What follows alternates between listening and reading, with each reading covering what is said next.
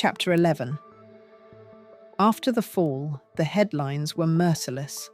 Billionaire Lucas Blackwood arrested in global fraud scandal.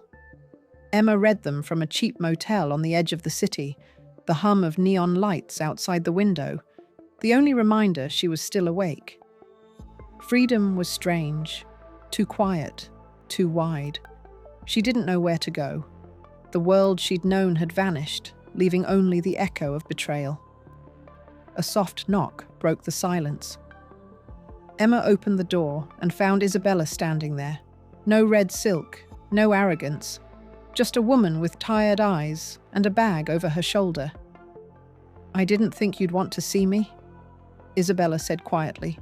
"I didn't think you'd come," Emma answered.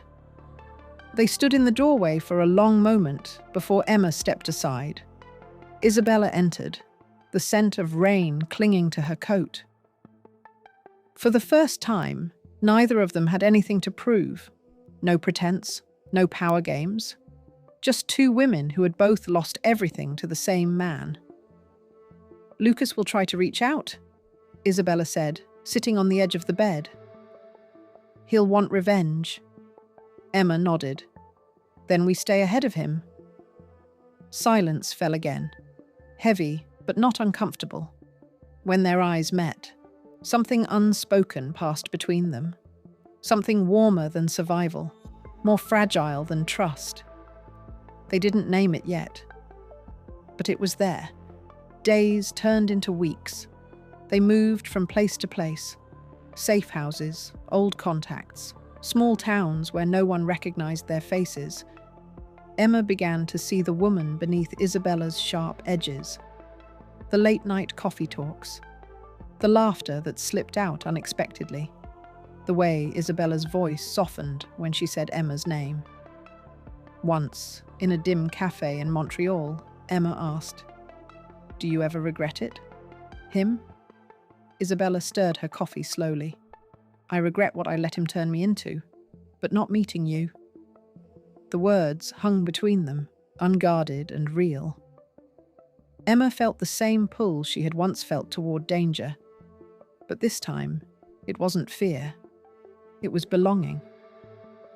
That night, as snow fell outside their rented apartment, they sat together on the couch, a blanket draped around them. Isabella reached for Emma's hand. No words, just quiet understanding. For the first time, Emma didn't feel broken. She felt seen. When the court date came, Lucas appeared thinner, but just as venomous. Emma and Isabella watched from the gallery as the empire he built crumbled in public view. His lawyer spat accusations. The press screamed questions. But when Lucas's eyes found Emma's, his smirk faltered. She wasn't afraid anymore. Afterward, outside the courthouse, cameras flashed as Emma and Isabella walked side by side. The world didn't know what to make of them. Victims, partners, traitors. Emma didn't care. The wind tangled her hair, and when Isabella brushed it aside, their fingers lingered. "You did it," Isabella whispered.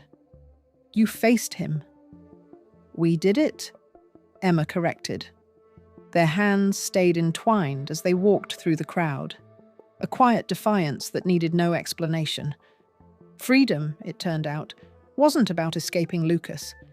It was about learning to exist. Without fear, Emma and Isabella rebuilt small lives in Florence, renting an apartment overlooking the Arno. They started a design business together, quiet and unassuming. The world moved on, but they found peace in the ordinary times. In the golden light of evening, Isabella would catch Emma sketching by the window, her hair glowing in the sunset. "You look happy," she'd say softly. "I am," Emma would answer. "With you, I am." It wasn't about forgetting the past. It was about choosing what came next. And slowly, they stopped being survivors. They became something stronger. 1 year later, a letter arrived with no return address. Inside, a single line written in Lucas's unmistakable handwriting. "You can't hide forever." Emma's pulse quickened. For a moment, old fear crept in, but then she felt Isabella's hand slide into hers. "Let him watch," Isabella said calmly. "He'll see what he can never destroy." They stood together on the balcony, the city lights glittering below.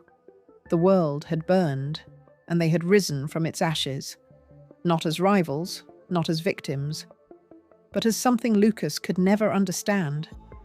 Partners. When Emma leaned her head on Isabella's shoulder, the night no longer felt dangerous. It felt infinite. And for the first time, the story wasn't about betrayal. It was about love that survived it.